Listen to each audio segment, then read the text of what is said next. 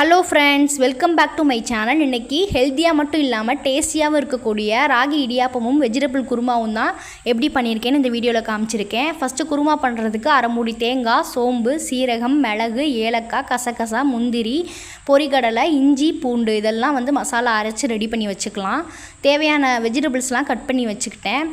இப்போ குக்கர் அடுப்பில் வச்சுட்டு தேவையான அளவுக்கு ஆயில் ஆட் பண்ணிக்கோங்க. இப்போது சோம்பும் ஒரே ஒரு கிராம்பு, சின்ன துண்டு பட்டை மட்டும் ஆட் பண்ணி அது பொரிஞ்சதுக்கப்புறமா நம்ம ஒரு பெரிய வெங்காயம் எடுத்து வச்சுருந்தேன், அதையும் ஆட் பண்ணிக்கிட்டேன். ஒரு பச்சை மிளகாவை 2ஆக கீறி ஆட் பண்ணிக்கிட்டேன். இப்போ இது லைட்டாக வதங்கினதுக்கப்புறமா நம்ம தக்காளி ஆட் பண்ணிக்கலாம். நான் இன்றைக்கி குருமா பண்ணுறதுக்கு என்னென்ன வெஜிடபிள்ஸ் எடுத்திருக்கேன் அப்படின்னா, கேரட், பீட்ரூட்டு, பீன்ஸு, கேப்சிகம் இதெல்லாம் நான் ஆட் பண்ணியிருக்கேன். உருளைக்கிழங்கு ஒன்று ஆட் பண்ணேன். உங்கள்கிட்ட எந்தெந்த வெஜிடபிள்ஸ் இருக்கோ அதை வச்சு நீங்கள் இந்த குருமா பண்ணிக்கலாம். மீன் மேக்கர் கூட இதில் சேர்த்துக்கலாம். இப்போ ரெண்டு தக்காளி எடுத்து வச்சுருந்தேன், அதை கட் பண்ணி சேர்த்துக்கிட்டேன். இதை நல்லா கலந்து விட்டுக்கலாம். இந்த வெங்காயமும் இந்த தக்காளியும் நல்லா மசிஞ்சு வேகிற அளவுக்கு நல்லா வதக்கி விட்டுக்கலாம்.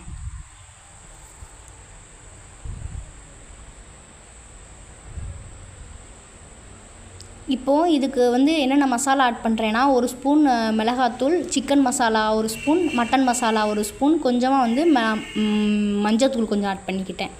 இவ்வளோ தான் இந்த மசாலா. இதை ஆட் பண்ணி கொஞ்சம் கலந்துட்டு அதுக்கப்புறமா இருக்கிற வெஜிடபிள்ஸ்லாம் போட்டுட்டு அதையும் இந்த மசாலாவோடு நல்லா கலந்து விட்டுக்கலாம். இப்போது இந்த காய்கறிக்கெலாம் தேவையான உப்பு சேர்த்துக்கலாம். அப்போ தான் இப்போயே இந்த காய்கறிக்கு தேவையான உப்பு சேர்த்திங்கன்னா தான் அந்த காய்கறியெல்லாம் நல்லா உப்பு இருக்கும். அப்போ தான் சாப்பிட்றதுக்கு நல்லாயிருக்கும். இப்போ தேவையான அளவுக்கு உப்பையும் ஆட் பண்ணிவிட்டு கலந்து விட்டுக்கிறேன். இந்தளவு தண்ணி கொஞ்சம் விட்டு அது வந்ததுக்கப்புறம் வர்ற அளவுக்கு அதை ஃபஸ்ட்டு நல்லா வதக்கிக்கலாம் அந்த மசாலாவோட. அதுக்கப்புறமா நம்ம இந்த காய்கறிலாம் முழுகிற அளவுக்கு கொஞ்சம் தண்ணி ஆட் பண்ணிவிட்டு குக்கரை க்ளோஸ் பண்ணி 2 விசில் விட்டுக்கலாம். அப்போ தான் இந்த காய்கறிலாம் நல்லா வேகும். இப்போ குக்கரை க்ளோஸ் பண்ணிக்கலாம். இப்போ பார்த்தீங்கன்னா அந்த குக்கரை க்ளோஸ் பண்ணி 1 விசில் வந்துருச்சு, 2 விசில் வந்துருச்சு. இப்போ அதில் உள்ள இந்த இதெல்லாம் போனதுக்கப்புறமா நம்ம இருக்கிற மசாலாவை ஆட் பண்ணிக்கலாம்.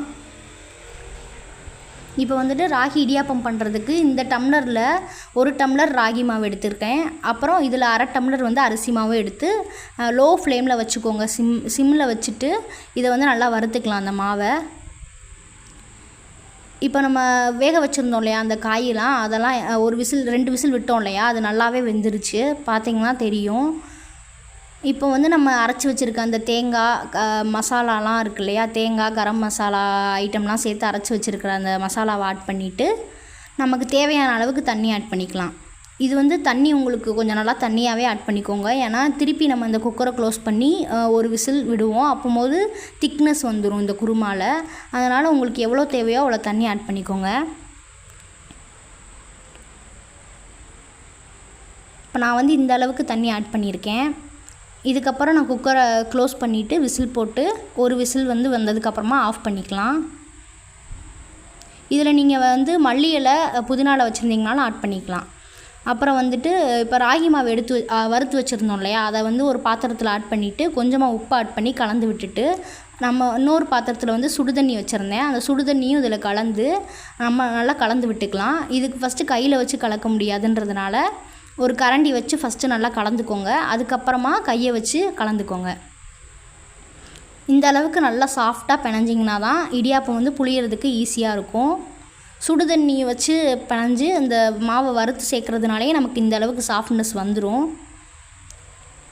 இப்போ இந்த இடியாப்ப குழலில் மாவை சேர்த்துட்டு நம்ம புழிஞ்சிக்கலாம். புழிஞ்சதுக்கப்புறம் நான் காமிக்கிறேன். இங்கே பார்த்தீங்கன்னா நான் புழிஞ்சிட்டேன். இந்த அளவுக்கு நல்லா சாஃப்டாக தான் வந்துருந்துச்சு, புளியறதுக்கு ரொம்ப கஷ்டமாலாம் இல்லை. இப்போ இட்லி பாத்திரத்தில் நம்ம எடுத்து வச்சுருக்க தட்டை உள்ளே வச்சுட்டு க்ளோஸ் பண்ணிக்கலாம்.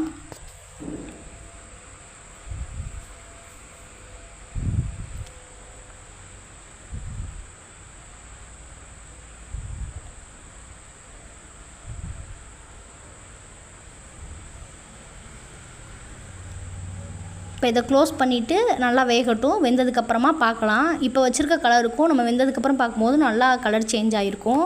இப்போ பார்த்திங்கன்னா இது குருமாவும் ரெடி ஆயிடுச்சு, விசில் வந்துடுச்சு, ஆஃப் பண்ணிக்கலாம். இப்போ இடியாப்பத்தை ஓப்பன் பண்ணி பார்க்கலாமா? பார்த்தீங்கன்னா எந்த அளவுக்கு வந்திருக்கு பார்த்தீங்களா கலரு. சூப்பராக இருக்கும். நீங்களும் ட்ரை பண்ணி பாருங்கள். பிடிச்சிருந்துச்சுன்னா லைக் பண்ணி ஷேர் பண்ணி சப்ஸ்கிரைப் பண்ணிக்கோங்க. மறக்காமல் பக்கத்தில் இருக்க பெல் ஐக்கானையும் கிளிக் பண்ணிக்கோங்க.